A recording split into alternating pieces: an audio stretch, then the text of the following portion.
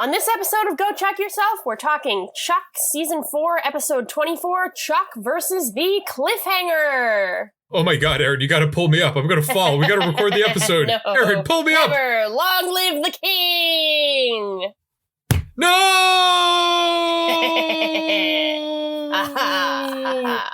I'll be the best host now.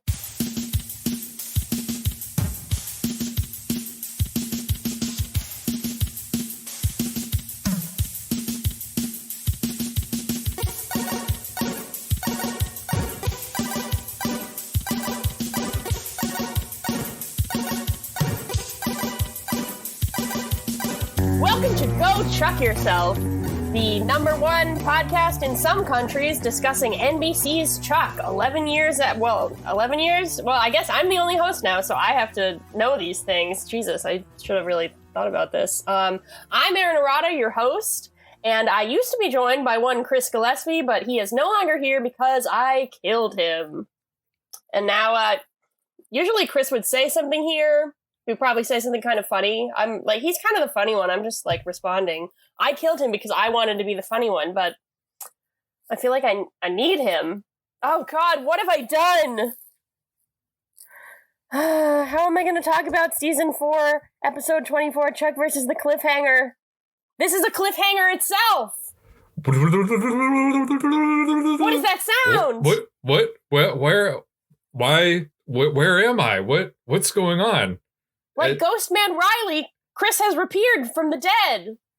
Erin, I think your grief over me has caused me to reappear. You're somehow it's like grief is, what is grief besides love persevering, you know? Wow, this is really spectacular. I'm so glad to be back. My co-host Chris Gillespie has returned. Thank you. I'm hoping that an all-white version of me does not come out and try to attack me at some point. Is that a Vision reference? Yes, this is all WandaVision. That's what I'm talking about, Erin. Oh my god, okay, I understand. Yes, that's what you're quoting. I was like, that's a nice quote. I heard that recently. Yeah, no, it was WandaVision. That's okay. what all the kids are talking about. Well, I guess by the time this airs, everyone's going to be all Falcon Winter Soldier. But right now, I'm all about WandaVision. Hello, my name is Chris Gillespie. I'm not, in fact, dead. I am still very much here. And we are talking Chuck versus the Cliffhanger, which is the Season 4 finale. Things are going to get insane. You thought I was dead. Maybe Sarah's dead. Maybe Sarah's going to come back. Maybe, who knows? Who knows what's going to happen? We should probably tell them that we are dressed for a wedding. We are, in the spirit of one of our classic non-audio Go Chuck Yourself visual gags. Erin and I have both dressed for Chuck and Sarah's wedding. I am wearing a suit. And Erin is wearing a very nice forest green dress. Forest green dress. It's a former bridesmaid's dress that I wore to a wedding previously. I know that you wore that suit to a wedding recently as well. So we're both like actually wearing wedding attire. I attended a virtual wedding not too long ago and I was wearing the same outfit. And so I'm ready to attend Chuck and Sarah's virtual wedding, assuming it happens and nothing terrible happens that would bar that from going on. I hope not. So I'm ready to do the cha-cha slide, but I'm also ready to carry the casket. Whatever. That's my suit can go either way. That's a very versatile outfit. Thank you. My dress, I would say, is going to be pretty inconvenient if I'm going to have to be like visiting a cemetery. It's a little bit long, so it might get caught in the grass and the dirt. I might want to change if I was going to be like a pallbearer type role. I also might want to put on something black, so I have something available if the situation arises, but we're just going to have to make a quick switcheroo if Sarah doesn't make it. Well, hopefully Sarah's not selfish enough to die on us and make you have to go through all of that extra work. I do really hope that. So we're ready to celebrate a wedding. I don't think we've never attended a wedding together at any point. Same time? No, I don't think so. I haven't seen you in person in a very long time, but we have never been to a wedding, I guess. So that will be exciting. I'm hoping that someday we will get to attend a wedding. That would be nice, but for now, this is what we're doing. I did want to point out, I did want to celebrate while we're in the Season 4 celebration mode, or mourning. Not really sure which one it is yet. It's a cliffhanger. But we did recently reach 10,000 all-time downloads for Go Chuck Yourself. That's amazing. Across everything. So It is very, very incredible. We hit it on my birthday, which was insane. That is amazing. So thank you, everyone, for a very lovely birthday present of 10,000 downloads, which admittedly, in the grand scheme of things, is not a large number, but for a podcast where Erin and I talk about Chuck, it is a massive number, considering that it is roughly 10,000 more downloads than I ever thought we'd get. So I'm very honored, and thank you to all our listeners and downloaders. You make all of this worth it. All of this dressing up for just one another to talk about an episode of television from 10 years ago. Yep. Just normal stuff. So should we hop into it? Yeah, let's hop into the wedding or the funeral. Yeah. The Schrodinger's event. The episode begins with a flashback to 5 days ago, I guess 5 days before the previous episode, when, as you may remember, Sarah was hit by the Norseman with some sort of... It's kind of unclear how the Norseman works. We'll get into that as the episode progresses, but Sarah is not doing well in the present. But in a flashback to 5 days ago, Chuck and Sarah wake up together in bed. Both of them are freaking out about the wedding, so they decide to do a dry run so they'll be ready for anything. We cut from this really sweet moment to the hospital. Apparently, unlike the businessman and the scientist in the previous episode, Sarah doesn't die immediately. Apparently, also, they refer to what happened with the Norseman as poison, which was not really how I understood the Norseman to work. I guess we can talk more about that as the episode goes on. It's very unclear what exactly the Norseman does. As I understood it, you hear a high-pitched noise, and I thought that, exploded your brain. But apparently poison and radiation are related. If we can't figure this out, you better believe that Devin and Ellie aren't really sure what's going on either. Devin says that poison guns aren't in the doctor's handbook. If Sarah's going to survive, they need to figure out how the poison works. Morgan pokes his head into Sarah's hospital room to say that he told all the guests at the rehearsal dinner that Sarah had food poisoning, but she's going to be fine. Then he appeals to Devin, Ellie, and Chuck and says she will be fine, won't she? At this point, Sarah kind of wakes up from the state of unconsciousness she's been in. She greets Chuck, and he greets her back. She says he looks worried. She says, don't freak out, and then passes out again. Apparently, Chuck's referring to Sarah as baby was a dry run for what was going to happen in this episode, because he's just saying it every which way. He's like, no, baby, and baby, you're going to be okay, and it's his nickname now, and it doesn't feel as weird as it felt that first time, but it still feels just a bit weird, I would say. He tells Sarah that they're going to get married and be together forever, and he promises he'll fix this. He stands up, all motivated. He says that he's going to go find the one person who can tell them how to fix the Norseman. He's going to go get Volkov. Woo! Casey points out that Volkov is in, Supermax prison, and it's going to take them a long time to, get clearance to go in there. Chuck says, fine, they'll just break in. Once they get to the prison... We don't really see them breaking in. We just get to the part where they're opening Volkov's cell, but he's not in it. A voice comes over the prison intercom, and Casey knows that voice. It's some sort of CIA guy who found out that they know about Agent X, so he's going to kill them, just like Casey promised. The man's name is Decker, and I remember this guy. Not excited to see him. He's kind of like a stiff type, I don't know, he's he comes over the TV and tells Chuck to stand down. He says that Chuck is, fired from the CIA, and that he's gonna, I don't know, that they know about Agent X, they know about these secrets, so he's there to, take them down. Chuck is not gonna stand for this, because he's got work to do, so he just goes and smashes that TV. He's like, I'm the Intersect, goddammit, and I can take you on. And then him and Casey... just run out of that prison. And you know things are serious because right now we cut to what would usually be the title credits, but it just says the title. It doesn't play the whole cake. They're not fucking around this episode. Yeah, we don't got time for that shit. No time for cake. We gotta save Sarah.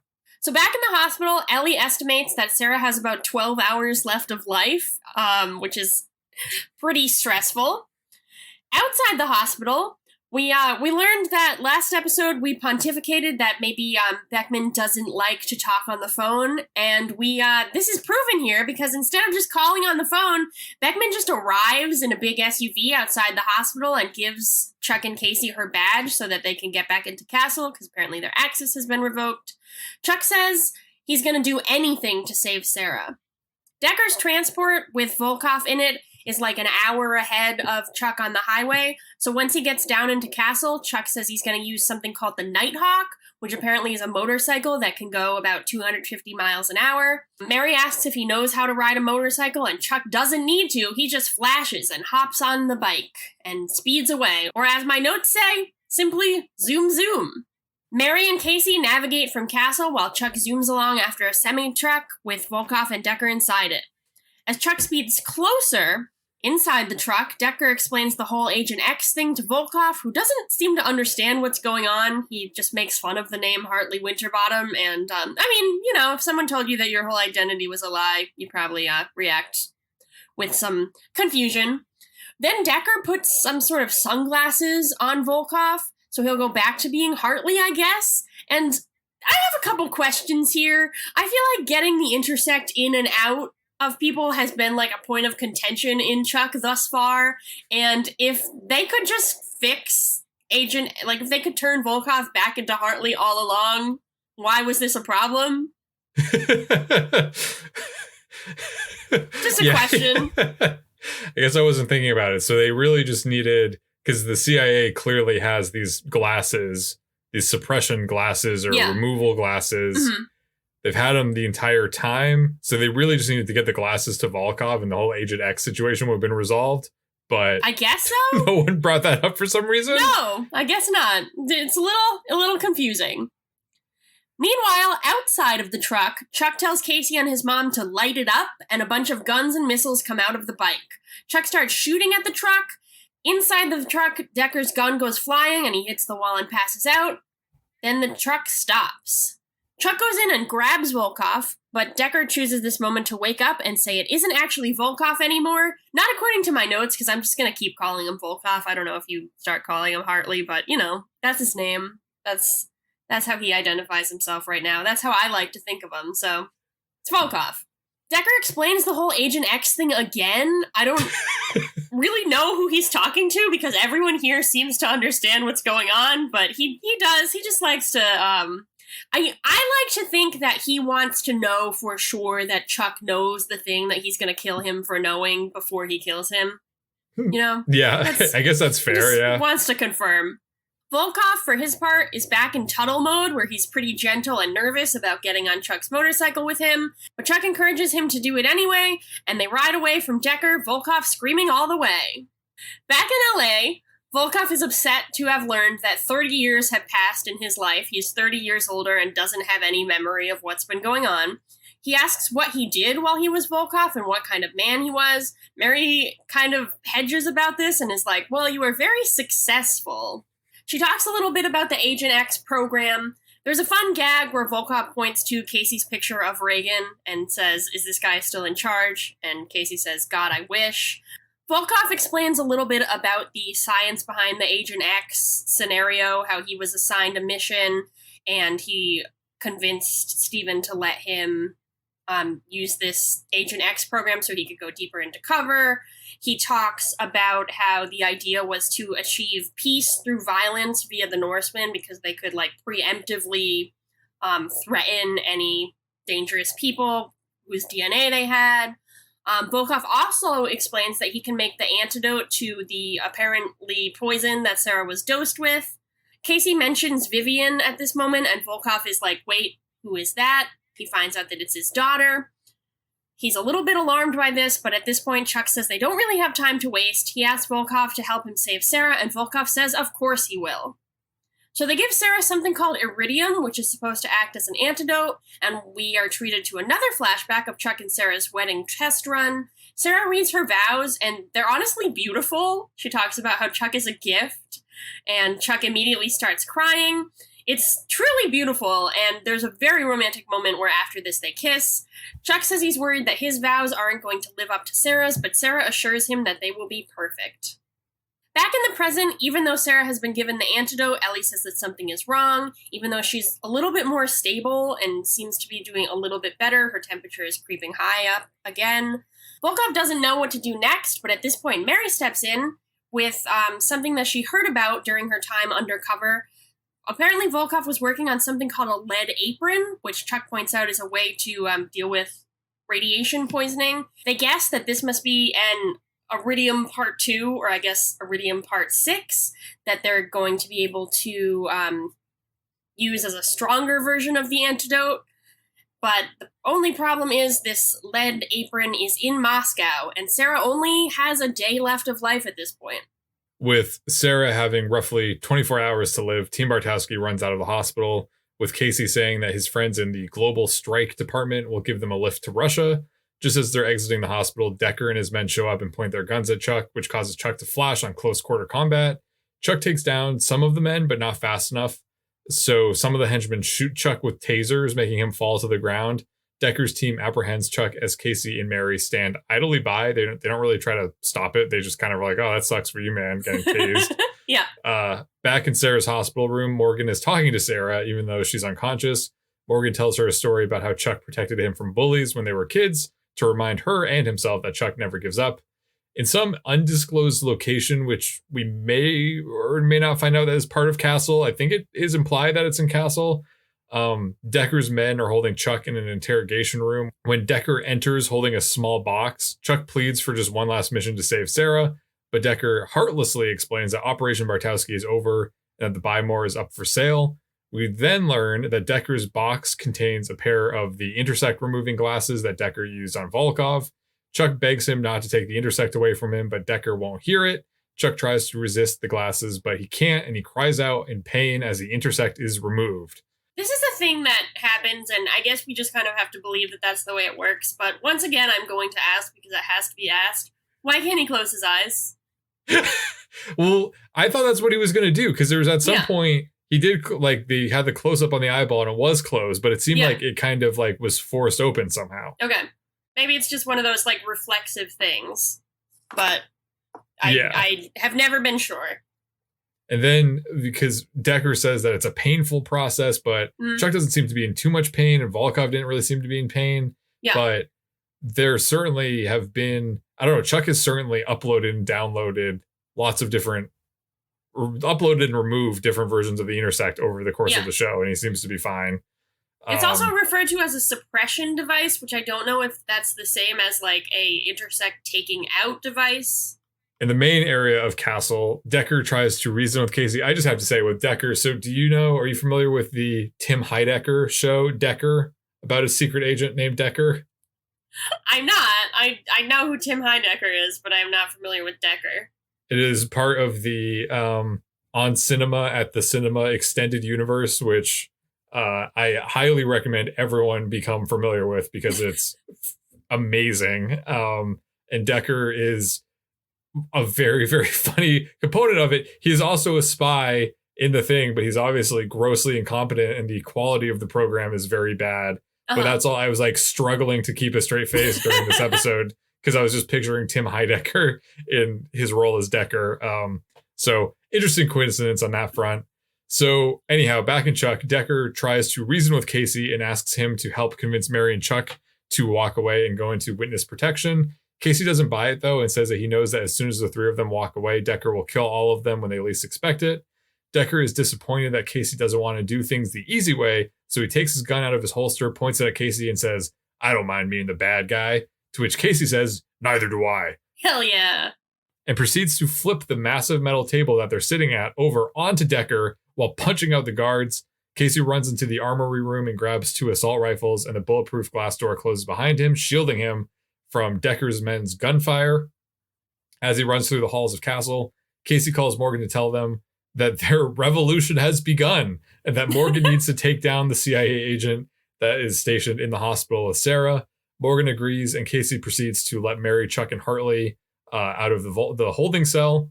As they make their moves, Casey explains that he and Mary will stay back to deal with Decker's men while Chuck and Hartley go to Moscow. Chuck tries to explain that he doesn't have the intersect anymore, but Casey don't give a shit and says that he's Chuck Bartowski, the second best spy he's ever worked with, and now they're going to go save the first best. Hartley is confused by all of this, and Mary explains that he'll need to pretend to be Volkov in order to get past security at Volkov Industries. Upon finding out how evil and despicable Volkov was, Hartley realizes that Vivian must also be evil, which is something that no father wants to hear. I'm sure your dad would be very upset if he heard that you were evil. That I killed you at the beginning of this episode. I think he'd be very disappointed. Yeah, well, he does love you like a son, so. Yeah, I know. That's why I tell myself every night when I go to bed. Back in Sarah's hospital room, Morgan tells Ellie and Devin that they collectively need to neutralize the CIA operative in the hallway. Ellie wants Devin to go punch him out, but Morgan says that they need to be subtle, and so Devin will distract the guard while Morgan takes him out using uncertain means to be determined. This is a reference. They're doing the whole magnet thing as a strategy they use in this, which is basically just their decoy. Morgan was a magnet. Now he wants Devin to be the magnet. So now, very excited. What would the season 4 finale be without an appearance from the breakout star of the season?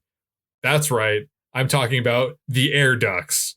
Woo! Going into the air ducts. Thank God. I was really afraid that we weren't going to get air ducts this episode. When I think of season 4, I think of a 4 like made out of air ducts, you know? Like that's beautiful. Yes. Yeah. There's season 3, season of Erin, season 4, season of air ducts. Which also kind of sounds like Erin. It does, yeah. So right, we're wrapping up the season of air ducts. Chuck and Hartley are about to escape castle through the very titular air ducts when Casey presents Chuck with a gift. Untraceable new identities. You know, you just had those laying around. Yeah. Don't you have those laying around? I do. I have a couple. I have like 4. Wow. You want to share some of those with me? I mean, do you need them? I don't think so. Okay, well, I'm not gonna give them to you unless you need them, but if you ever need them, give me a call. Oh, okay. I mean, that seems kind of weird. I thought we would have more of like a no questions asked kind of thing, and you'd be a little bit more generous. But yeah, I guess if I prove need, then maybe you'll help me out. Okay, fine. I'll send you one. I'm saving them for a rainy day. You're gonna be mad if you use them all up just willy-nilly. So Casey explains that these are actually ultra rare, so it's actually very weird that Erin has 4 of them. So Chuck and Sarah are going to use, they have 2, so Chuck and Sarah are going to use them once Chuck gets the antidote and saves Sarah, because they're going to need to go on the run from the CIA. Chuck realizes that this means he'll never see Mary again, so Chuck and Mary say bye forever, like pretty quickly and not that emotional, and then Chuck scurries up into the great labyrinth in the sky, which is how I view the air ducts. Back in the hospital, Devin approaches the CIA operative and begins speaking Portuguese. As this happens, Morgan walks towards them, also speaking Portuguese, which made me realize that I somehow changed the language settings on my DVD to Portuguese. I was like, I don't remember this. I was so confused. I was like, what is he saying? And then I was like, and then Morgan was speaking in Portuguese. Oh, okay. I hit something on VLC Media Player and somehow it became Portuguese. So cool. Very weird that there's no other language options on the DVD. It's like English or Portuguese. Okay, cool. Nothing against the Portuguese. I'm a little Portuguese myself, but I didn't know Portuguese was one of the main languages to have on the DVD, but what do I know? So. Once I put things back into English, I found out that Morgan is actually trying to hype himself up to take out the guard, but Devin sees Morgan struggling, so he decides to punch out the guard himself. Devin hides the operative in a nearby room and derides Morgan for not knowing how to attack someone. In Russia, Chuck and Hartley enter Volkov Industries. Chuck has brought back his old mustache and glasses disguise. Hartley is intimidated by Volkov Industries and starts to get cold feet himself when he announces that he doesn't remember the plan. This means that Chuck gets to explain the plan to him and to us again, the viewers at home. Thanks, Chuck. Because we're so dumb. Well, to be fair, I think there was a commercial break before this, so maybe they were just refreshing. It's fine. Yeah. I get it. We probably saw like a commercial for like the new Nintendo game or something, and we're like thinking about that. They just want to make sure that we're back up to speed. Right. Like I'm sitting at home thinking about like Super Mario Galaxy 2 or whatever would have been the thing. So Hartley is to pretend to be Volkov, and Volkov is going to demand to see Vivian. And then when they're headed up in the elevator, Chuck and Hartley are going to sneak off and go to the laboratory where Project Lead Apron is being held, the Iridium-6 isotope.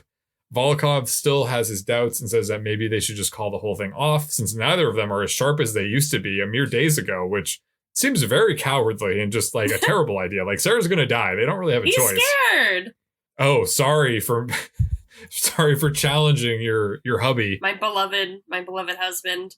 Also, I want to point out, they're standing in the lobby of this, like, international arms dealing company for a really long time, and they're surrounded by guards, but none of the guards seem to care that they're just, like, having a conversation there. Yeah. And that Volkov, like, do they see Volkov? And it's like, oh, it's Volkov. But then they must all know what Chuck looks like, because he's probably enemy number one. Yeah. So, like, oh, Volkov's just hanging out with Chuck. But also, Volkov's supposed to be in maximum security prison. So what is he even doing there? No one thought this was strange at all. A lot of questions. Even though Volkov, aka Hartley, wants to call it quits, Chuck asks him what is going on. Why is he so nervous? And Hartley reveals that he's anxious about meeting Vivian for the first time, the daughter he's never met. Chuck tries to calm him down, but the anxiety is too great for Hartley, so Hartley decides to run away in a very dramatic fashion, leaving Chuck on his own in the middle of Volkov Industries. The receptionist asks if she can help Chuck, and Chuck, after a moment of reflection, decides to take off his disguise and introduce himself for real. He explains that his name is Chuck Bartowski, and he's there to see Vivian Volkov. The receptionist asks what this is regarding, and Chuck says that Vivian wants to kill him. Then we have a declassified scene, courtesy of the old DVD. Decker is standing in a, like, disheveled part of Castle. Like, Castle has been, like, is getting dismembered or packed away or different stuff like that. So it's like under construction. He's waiting for his men to bring Casey and Mary in, which they do. Morgan somehow is crawling around in the air ducts because, once again, season 4, if a character isn't in an air duct, like, are they even a real character? Decker demands to know where Chuck is, and Casey tells him that they don't know. Decker says that he will just kill them instead, and Morgan waves to Casey from the air ducts. Casey says that he doesn't know what would be worse, getting killed by Decker or watching Morgan Grimes save his life. This confuses Decker just long enough for Morgan to drop down from the air ducts and knock Decker out in the process. Morgan, squarely on the ground, asks where Chuck is. We cut to a commercial, and when we come back, Chuck enters Vivian's office. Vivian is bemused to see Chuck and wonders what the catch is. Chuck explains that he's all out of ideas, he doesn't have a plan, and he's just there to beg for Sarah's life in the hopes that Vivian hasn't totally succumbed to the dark side. Vivian instructs her henchmen to punch Chuck in the stomach before getting up and pointing her gun at Chuck herself. Vivian asks Chuck how she's supposed to believe in him when Chuck has led her on the entire time that she's known him. She says, "You told me my father was some kind of monster, and now you're trying to tell me he's some kind of hero?" And I am so sorry for that. The worst Vivian. No, that was really good. I almost thought she was in the room with me. Okay, so add that to the sarcasm scoreboard. Again, Vivian is saying this, to which we hear Hartley respond, "I wouldn't say hero, bloody fool more like." That's right. Hartley appears in the doorway and explains to Vivian how he got involved with the Agent X project. He apologizes to Vivian, but Vivian's not having it. She throws the locket Volkov gave her onto the floor. Hartley picks it up and examines it and recognizes it as his grandmother's, whose name was also Vivian. In fact, she also rode horses and also looked like Vivian. What? Maybe Vivian's just her grandmother. Maybe she is. Her great-grandmother. Chuck appeals to Vivian and says that this proves that she's not inherently evil and not a killer, and that she still has time to save Sarah if she gives him the antidote right away. Vivian is not having it, though, and insists that she's too deep into Volkov Industries to ever escape. She seems like she's going to shoot Chuck right then and there, but then Chuck remembers what he has in his pocket. It's a yo-yo. That's right. Chuck uses some good old-fashioned yo-yo tricks to appeal to Vivian's inner child and win her over, and she throws the antidote at him, and that's the end of season 4. Thanks for watching, everyone. Thank you. I've been Erin and letting you know that anything is possible, and yo-yos are great. They're very fun. Just kidding. All that Chuck has in his pocket are 2 completely untraceable identities, like the ones that Erin has, and he offers them to Vivian and Hartley. They can start over wherever they want in the world, no strings attached. Hartley asks Chuck how he'll escape the CIA without the identities, and Chuck says that he doesn't know, but it doesn't matter, because all that matters is saving Sarah. Vivian seems to heavily consider this, and Hartley adds that if Vivian pulls the trigger and becomes a killer, she'll lose herself forever. He wants to start over with her, but Vivian is silent. What's she going to do? Does she want to start over with him? What's going to happen? In case we forgot, we see that Sarah is in critical condition in the hospital, and Ellie reminds us that Chuck is running out of time. Once again, in case we didn't know that. Then we have another declassified scene where Chuck calls Devin from Vivian's office to tell him that he has secured the antidote. Devin looks out the window from Sarah's room and sees all of Decker's men swarming the hospital. He tells Chuck that he doesn't think Chuck would even be able to make it inside the hospital. Chuck, devastated by this, hangs up and tells Vivian and Hartley that he can't get inside the hospital. Vivian immediately jumps on her phone and tells her assistant to ready the new supersonic jet and to get the president on line 1. Chuck asks, "The president?" And Vivian says, "Of Russia. I'm calling in a favor." And Chuck smiles. So that kind of helps set the scene for what is going to happen in a few moments. It does. I kind of like that it's vague in a few moments, like that it I like the drama of that Chuck shows up, but I do appreciate the explanation of how it all came together. Yeah, I think it was okay that they cut it because I do think it adds to the drama, but I was also like, yeah, I guess that's helpful that they did show that. Yeah.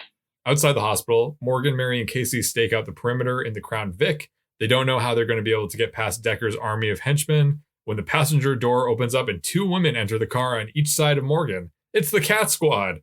The Cat Squad? Or more appropriately, the Bridesmaid Squad. Karina and Zandra the Bitch. They're here to help Team Bartowski take out Decker's men.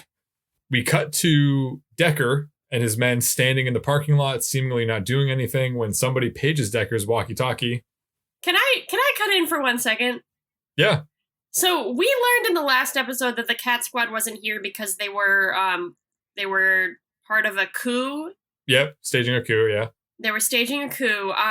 Then in this episode, they referred to that they were in Egypt and things took a little bit longer than they thought. Is this referring to the Arab Spring? Is this making a joke about that? Because maybe that would have been around now, right?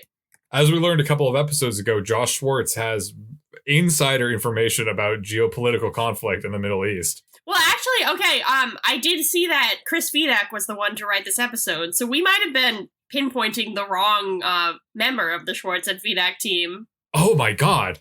It was Chris all along. He was under our nose the entire time. Wait a second, Josh Schwartz was the magnet. That's what they were doing, the magnet on us. They were doing the magnet! Damn it. The whole show is about the magnet, and we didn't realize that they would pull the magnet themselves. I know. Wow.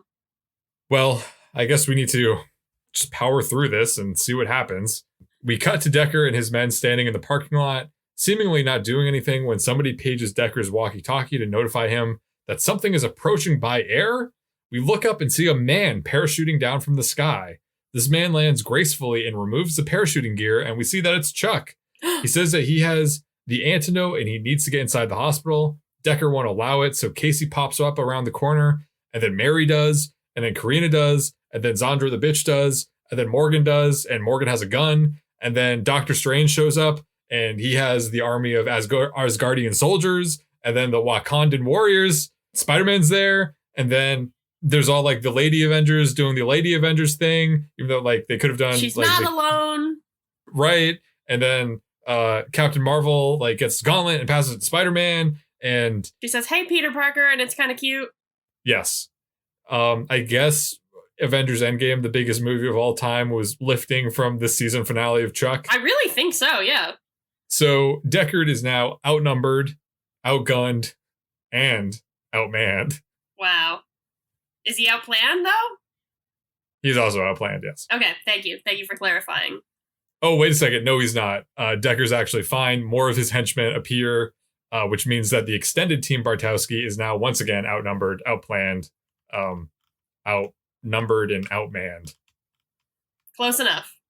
Thank you. Decker tells Chuck he's disappointed, and Chuck is like, "We have a move of our own, man." Kara Volkov Industries, a bunch of Russians parachute in, indie music plays, and Decker knows that he has been beaten. Chuck also takes this moment to threaten Decker that if he interferes in any way with giving Sarah the antidote, then Chuck will reveal the truth about Agent X to every news agency in America. Decker says, "You really are a traitor," and Chuck replies, "Just for today." The next scene is a nice montage of a combination of Chuck confronting Decker and dealing with all of the hospital things, intercut with Chuck and Sarah's practice wedding from a few days ago. As they tie twist-tie wedding rings around one another's fingers, Decker tells Chuck, "You're done," and Chuck responds, "I quit." So I guess he's done with the CIA now. That's pretty exciting. We've got a really nice and affecting running scene as indie music plays. He's running through the hospital hallways with the antidote, and honestly, I got a little teary from all of this. As we see more of the twist-tie wedding rings, Chuck runs into Sarah's room just in the nick of time, and Ellie administers the antidote. Chuck sits down next to Sarah and pleads with her to wake up. Then there's a commercial break, which is honestly, like, maybe that's the aforementioned cliffhanger, because it's pretty crazy. Yeah. And we cut to something that I do remember that has vividly stuck in my mind every time I think of Chuck, along with the Sarah wedding dress sequence and Frightened Rabbit, is we are outside of some LA church, and we pan down its marquee sign thing, whatever you call those things, and it says funeral and viewing 3 p.m. Then it pans down and says Bartowski wedding 2 p.m. or whatever. I don't know what time, 4 p.m., whatever time it said. And I guess we have to assume that even though she just, like, literally was on death's door, she's fine to get married the next day. It's fine. They're just proceeding with everything. I guess, like, if you have a near-death experience, maybe, like, you just want to, like, get back to things. But she looks great. She does not look like that Thor, whatever, Iridium, just was great. It worked wonders for her. I mean, I'm no scientist, but if they kept saying, like, oh, the radiation is spreading, I'm like, well, yeah. I don't think you can really undo radiation regardless of, like, what did they just put iridium into her, and they're like, oh, now it's fine. Like, now it's fine. I don't think that's how it works. She doesn't even need to take a nap. She just is ready to get married. Science. Also, this is something that I didn't know that they were planning to do, but even though they're getting married in a church, Morgan is officiating the wedding. Yeah, this was not brought up earlier. But, I mean, that's nice. My big question here is that, you once drunkenly texted me many years ago to ask if I would one day officiate your wedding. So I think the question that everybody wants to know is, do you still want me to do that? Why or why not?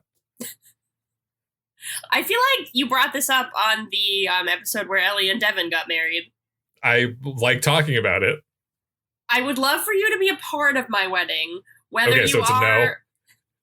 Whether you are the officiant or you are a best person, bride's person. I think we can talk about closer to the day. We can see how things are shaken out.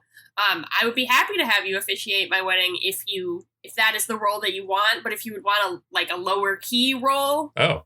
I'm really thinking of you here. Okay. I thought that I was like, oh, here we go again, just like the opening of the episode. She's gonna let me down. But okay, all right. Whatever, yeah, I guess we'll have to cross that bridge if we ever encounter it. Okay. So the part of the wedding that we are dropping in on is actually Chuck giving his vows. Apparently Sarah's already given her lovely, lovely vows, and we're going to hear what Chuck has been working on this whole time. His vows are basically that words don't cut it, so he will not be saying any vows. And this is just like, this is a real screenwriting trick where I completely understand that really, like, summing up Chuck and Sarah's relationship into, like, a couple sentences is hard. And truthfully, when you are describing something as intimate and personal as love, maybe words don't cut it. But they already wrote Sarah's vows, and they might as well have given it a go. That's what I have to say there. What Chuck ends up saying is also nice, I don't think it's a total cop-out. Yeah, he says that instead of using words, he's going to prove his feelings to her every day and that she can count on him. So it's fine. It's fine. Instead of using words, he's going to use his yo-yo. Yes. Casey seems to think that this is quite enough. He cries. Morgan also cries. Chuck and Sarah kiss. Then we pan over the cheering audience and we see a familiar curly-haired head, which can only belong to Skip Johnson. There he is. He's at the wedding. He got an invite. As Chuck and Sarah head out of the church into a shower of rice, we get a nice little flashback of all our favorite moments from previous seasons of Chuck and Sarah meeting, kissing, going on dates, whatever. It really just kind of feels like the end of the show, Chuck. That is really what it feels like. We're just getting some little flashbacks of things. And honestly, if it ended here, I'd be okay with this as an ending. But it doesn't end there. Chuck and Sarah get into the limo, and the divider comes down to reveal that Morgan is the driver. As they're driving off towards the airport and their honeymoon, the car phone rings. I guess there's a car phone in this limo. That's nice. On the other end of the phone is Volkov. I thought he was going to threaten Chuck, but no, he has turned over a new leaf. He is somewhere that looks kind of Mediterranean, and he says that he sent Chuck and Sarah a gift if they'll look under the seat of the limo. They look under the seat, and there's a letter with great calligraphy on the outside of the envelope. It looks really beautiful. Chuck looks at it, opens the envelope, sees what's inside, and says, "Oh boy." 2 weeks later, Chuck returns from his honeymoon a changed man. He enters the Buy More and walks up to Jeff and Lester at the Nerd Herd desk. They're a little bit worried because apparently in Chuck's absence, the Buy More has been sold to a new buyer, and the new buyer might be visiting that day. Lester is worried that they're all about to be fired. Chuck listens to this, but he seems to have something up his sleeve. He heads down to Castle and finds that it's completely empty except for a box labeled Bartowski. Inside the box is a pocket protector, his Converse, and some other things. Apparently there's also a TV left on the wall, even though Castle was cleaned out of everything else. They did leave one of their big screen TVs. Decker appears on the TV. He starts to tell Chuck about how everything from Fulcrum to the Ring to Shaw was all part of a dastardly plan. By who? We don't know. He says that Chuck is a pawn, and then he hangs up. So I guess that's going to be season 5. We don't know what he was talking about. But what I like about this episode is it is kind of about how the American government is corrupt. The rest of Team Bartowski drops by Castle, and they spend a little bit of time worrying about who could actually be playing all of the chess pieces, who could be controlling their lives like that. Chuck suggests that they figure it out as a part of going into business for themselves. He says that Volkov gave him $1 billion, or almost $1 billion, and him and Sarah used it to buy the Buy More and all of Volkov's resources, so they are planning to start their own freelance spy business. Everybody's pretty excited about this, and Chuck, Sarah, and Casey start to discuss the nuances. Morgan takes the opportunity to look into Chuck's box of effects and sees a pair of sunglasses. He thinks that because he's going to be a cool freelance spy, he might as well have some cool freelance spy sunglasses, so he puts them on. And wouldn't you know it, they're actually intersect glasses. Morgan has the psychology and symbolism, all the images flash in front of his head, and he does not close his eyes. In fact, he passes out. Chuck and Sarah rush over to him. Just as Morgan wakes up, he says, "I know Kung Fu." And that's where the season ends. Morgan has the intersect. Chris, what do you think about this? I don't know what I think about it. I think that, so those were the glasses. They weren't the same glasses that removed the intersect from Chuck earlier in the episode. These are glasses that like Bryce Larkin used at some point. Did Chuck get the sunglasses? It's unclear, but let's just accept it. Yeah, I guess we just have to accept it. Season 4 finale. I think as we move into this later part of the episode, I think it's important to note that when this episode was written and produced, they didn't know if there was going to be a season 5. Yes. And then the season 5 was announced a few days after this episode aired. So they obviously were swinging for the fences and decided that they wanted to try to, because you could either do the like, we'll assume that we don't have a season 5 and we'll wrap everything up, and if we do have a season 5, we'll figure it out. But they obviously went with the like, well, we'll will this into existence and say this is how we're going to set up season 5. Yeah. Which I'm sure we'll discuss more momentarily about our thoughts about that. So yeah, the Chuck versus the Cliffhanger. Chuck versus the Cliffhanger. Huge stinking episode. Ends on a cliffhanger of its own. Yeah, it's true. Now we have Chuck marry Sarah. See what I did there? That was a funny joke. No, it's not Chuck marry Sarah. It's Chuck marry kill, where we take one part of this episode that we'd like to say our vows to and wed in front of Morgan as the officiant, and another one that we want to kill with thorium or ultrasonic waves or radiation or however exactly. However it works, yep. That bullshit device, however it works. We're going to use it. So, Erin, what would you like to marry? I would like to marry Chuck and Sarah's flashback sequence. I thought that was a very effective device throughout the episode. I love specific instances of it, like the twist tie rings and Sarah's vows, but I think as a device throughout the episode, it was used fairly sparingly, but it was very effective to show, like, to remind us what's at stake. And I thought it was really well written and really well done. What is your Mary? Well, I think to touch upon that, I think because Yvonne is not really in this episode a lot because she's in a coma. So the flashback also kind of makes it feel like she's at least somewhat present in it. I agree. And I agree that they were like well done. Like it wasn't too much flashbacks, but it was tasteful and it was emotional without necessarily being overly sentimental. So I think that was good. I would like to marry your husband this week, Timothy Dalton. Wow. I think the show has just thrown so many twists and turns at him as a performer, and I think that he really rose to the occasion at every point.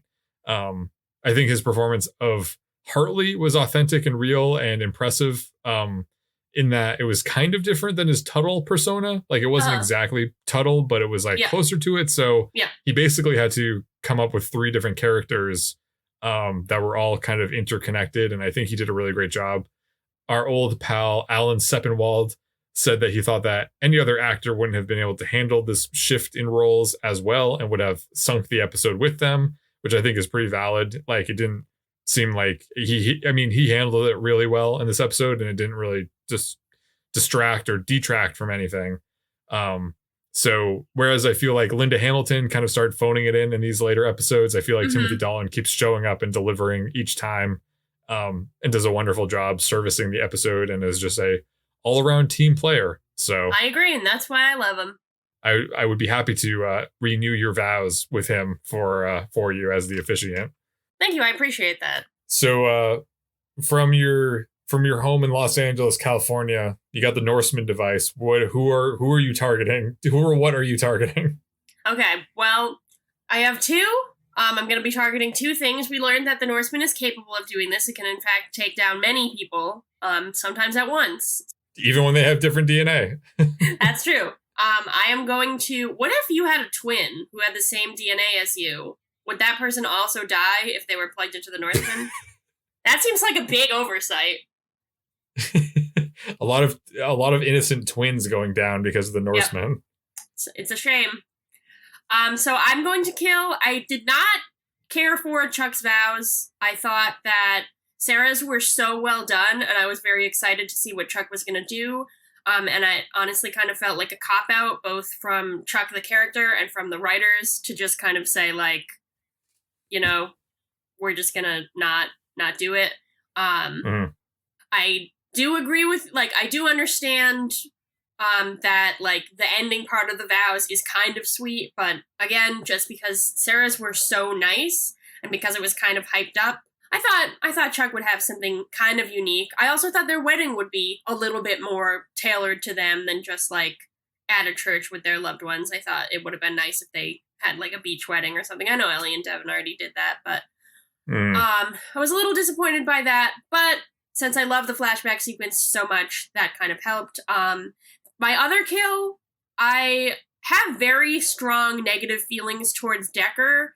I feel like he's kind of generally an asshole, so I don't like him in that regard, but I feel like his character is a lot to introduce in one episode that already has a lot going on, and to come out swinging with this idea of, like, the CIA is now going to be coming after Chuck and company because they know about Agent X, and there's this whole, like, sanctioned, like, dark side of the government is a lot, and I feel like it deserves its own, like, episode, if not multiple episodes. I feel like it deserves its own arc. I also have the question, re Decker, why is Chuck okay at the end? Is it just like the threat that he said he would release all of the Agent X things, or was that like, why is he just free to start his own freelance spy business? Is it just because he has $1 billion? I don't know. I don't know why the government isn't coming after him. I think like maybe it's unfair to tack all of this onto Decker as a character. Like there's definitely larger issues at play, but I feel like what Decker represented in this episode felt very underbaked to me. So I would not necessarily kill Decker or kill that, but just like I want it on the record that I was not completely satisfied with that element of the episode. Yeah, that makes sense. And didn't they kind of do something like this in the season 2 finale where they introduced like there was this kind of CIA guy that was like the one, because wasn't he the one that shot Bryce Larkin in the season 2 finale? I just remember there being like something very similar to this where there was like this other kind of vanilla spy guy from the CIA that was the bad guy and was just introduced in that episode and like resolved in that episode as well. So, well, Decker's gonna be in season 5. I know that. I remember him. Oh, he is? Yeah. Oh. And I feel like he's in more than one episode. But, I mean, obviously they didn't know that when they wrote this, so your point still stands. Yeah. I just as I said, longtime listeners know that I did not remember anything going into season 4. I remember even less going into season 5. I have no frame of reference for what's going to happen in season 5, aside from the fact that I think there's a bullet train at some point. That's the only thing I remember. I do not want to interrupt your kill at all, but I do, since it's relevant now, I do want to say that season 5 is relatively fresh in my memory because I saw it shortly before we started recording this podcast. So I guess two years ago-ish was when I watched season 5. I watched it very much later than the rest of the show. So I have it takes place in this weird space in my memory. I will also say the first episode I ever saw of Chuck in its entirety, I saw with you at Emerson College, like one Friday night, and it was part of season 5 because that was what was airing at the time. So I also have strong memories of Morgan having the intersect, which is kind of interesting because obviously Morgan does not have the intersect for the majority of the show, but for all I understood it when I was watching it with you, I was like, oh, this character has had this the whole time. Just tossing that out there. We'll talk about it more in season 5. I'm sure we will. So what's your kill? So I think the transition into the wedding scene was just kind of awkward. Obviously, as you said, you remembered it because you were traumatized by it. Yeah. I think it was I think like objectively it's like a funny gag, but I felt like it was just kind of incongruous with the tone of the rest of the episode. And it's kind of cruel to fans to imply that Sarah, who's like a fan favorite, is dead after all of this strife in this episode. And then be like, just kidding, she's fine and she's getting married. It felt kind of rushed and half-baked, and I feel like they could have just smoothed, like, ironed that out a little bit with very little effort, because it could have just been like Sarah waking up in the hospital and like kind of coming to, or her fever going down, or just like not leaving it so cliffhanger-y going into that commercial and then saying like maybe she's dead. So I think that was just kind of a weird little choice on their part that I could have gone without. So now we have the final Scooter scale of the season. It's pretty crazy. It's crazy. We got a lot of corn dogs on our hands, and we just have a few more for this season. What are we gonna do? Erin, what are you gonna do with your corn dogs? So I'm gonna give 4 of my corn dogs to this episode. I had some pretty significant problems with the plot. I think that it was fairly underbaked in places regarding Decker, regarding what exactly the Norseman does, where even some of the Volkov things were very confusing. But it's undeniable that this is a season finale and is really fun in a lot of its own ways. I think that the wedding, the flashbacks, just the general excitement and tone of the episode was very engaging. So it would be very difficult to score this any lower, even though the individual parts of it felt underbaked or confusing in places. So I'm going to go with a 4. I will say I really just like when I'm thinking back on this finale, it is undeniably memorable. It is undeniably emotional. It is just like a good season finale. I would say It's maybe not the best that Chuck has ever had. I think I've thrown out some 5s for finales in the past, but I think that this is genuinely a fun episode, and you could do a lot worse. So there you go. What about you? Well, I'm just going to go ahead and give it 5 out of 5. I'm feeling generous today. Hell yeah. I think it checks off all the boxes. I think you're right in saying that there's obviously like some issues, but I'm willing to overlook those for today because it's a joyous occasion because we were celebrating the holy matrimony between two of these characters. I think it was a better season finale than the would-be finale of Chuck versus the Push Mix earlier in the season, which I think is good. Yes. I was very pleased and excited that they brought so many people back for this episode and like everyone was around. Even, before the overt parallels to the climax of Avengers Endgame. This was kind of reminding me of Endgame because I was amped up and invested in feeling like this was going to be a grand finale. For me, the season recaptures its footing and is kind of back up and running for this episode, which I think does a good job of balancing some moments of, almost cheesiness with some really compelling moments, like when Chuck decides to approach Vivian just as a man trying to save his fiance rather than a spy. Obviously, it's great to see Chuck and Sarah get married finally. It's rewarding as a longtime fan to get to see this, and then them receiving Volkov's fortune is very unexpected and just a victory lap of sorts. So I think that, maybe we'll talk about this in a subsequent episode, but I think that I would be okay with this if this was like the series finale. Like if they adjusted it to make it be like, we're going to be done, I think I probably would have been fine for that, because I think the final 5 minutes are a little troubling to me, that they would have done that and then still gotten canceled and really left on such a huge cliffhanger, which maybe is part of the joke of saying, we got canceled after this cliffhanger. But part of me just wonders, like, narratively, if they had just made this it and just said, we're going to provide more resolution, we'll wrap things up, and we'll say that, like, this is it. I think that would have worked, because in a lot of ways, this is kind of like a culmination of everything that Chuck is about, because in the episode, Chuck saves Sarah, who is the love of his life, and is obviously their relationship is the, big part of the story. But he saves her by being himself and not relying on the intersect. And Chuck saves the day not by being the like toughest or strongest or using weapons, but just by being vulnerable and being himself and appealing to Vivian's humanity.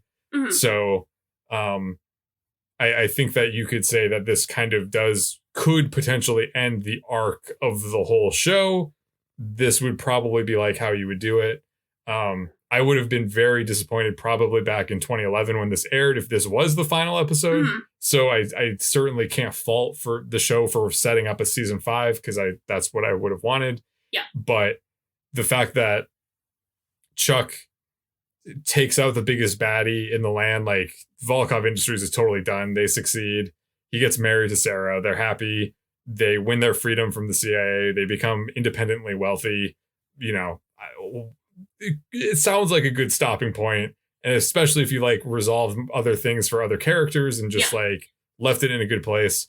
Well, let's see how they end the actual series. Let's see how we feel about that finale down the road. I know I will be interested to see that. I also wish that, like, and maybe this happens in season 5 and I just don't remember, but like, I think objectively, if Chuck and Sarah inherited $877 million, they should be setting up their own kind of like philanthropical organization to like do good with all of that money that Volkov earned doing horrible, horrible things. Like, it just kind of didn't really sit well with me that they're like, oh, wow, we just got all of this $877 million in what is effectively blood money. Let's just go have fun. Let's go start a business and buy more. Like, I don't know. You have some responsibility in that case to try to undo the damage, but that's just me. Well, on that note, what did you learn this week? We're going to talk about the lesson of the week, something we learned from this episode. What's yours? Well, I learned kind of two things. When adjusted for inflation, Chuck and Sarah's $877 million in 2011 currency would make them certified billionaires in 2021. Wow, move over, Bezos. Yeah, it would be well over $1 billion.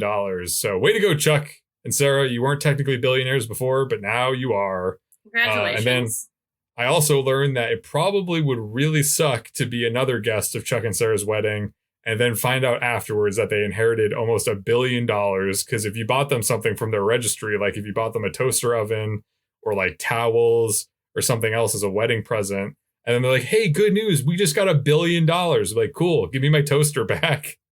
All right, good to know. I will not inform you if after my wedding that you are officiating, I get $1 billion. Not 1,000. 1,000 is fine. I'll tell you that. You can yeah, if you want to. that's fine. What I learned is that if you give up your old identity and get a new one and just go on the run, you still get to keep all your old money and assets and give them to whoever you want. Something to keep in mind. But he must have saved some of his money because it did look like he was in the Mediterranean, which presumably was probably going to cost him some money. So, yeah. I've never gone on the run. Even though I have these 4 identities, I've never used them, so I don't know exactly how it works. I would just imagine that if you had $1 billion to your name, it would be attached to you in some regard. But maybe he has offshore accounts and he can just kind of like launder it. I don't know. I don't know what happens. So they'll have to go check in with the first bank of evil, I guess, you know? I guess so. So that's what I learned this week. And that is season 4 finale, Chuck versus the Cliffhanger. We did it. The longest season of Chuck in the books. Incredible. Wow. What a wild journey. And it doesn't end there. That's right. We're going to be coming back soon for more episodes, recapping and not recapping season 4, but with our big picture thoughts about season 4, summing it up overall. And maybe we will also be doing a discussion of the DVD bonus features, everyone's favorite end of season tradition here at Go Check Yourself. So stay tuned for that. We're glad that we were sat at the same table as you to Chuck and Sarah's wedding. So I'm hoping that we didn't talk your ear off too much, but now it is time to head home for the evening and have a designated driver, because you shouldn't drive drunk. So everyone get home safely. Not the first time we've made that joke. From this wedding. We will see you soon. My name is Chris Gillespie, reminding you that food is sexy. My name is Erin and reminding you that love is real and anything is possible. And we will see you soon. Da da da da da da da da da da da da da da da da da.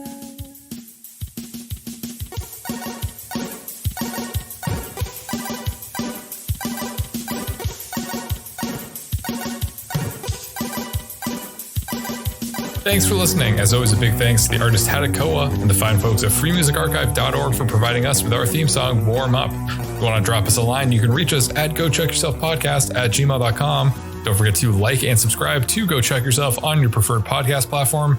New episodes come out every Monday morning, and you do not want to miss a new episode. Thanks again. We'll see you next week. Bye-bye.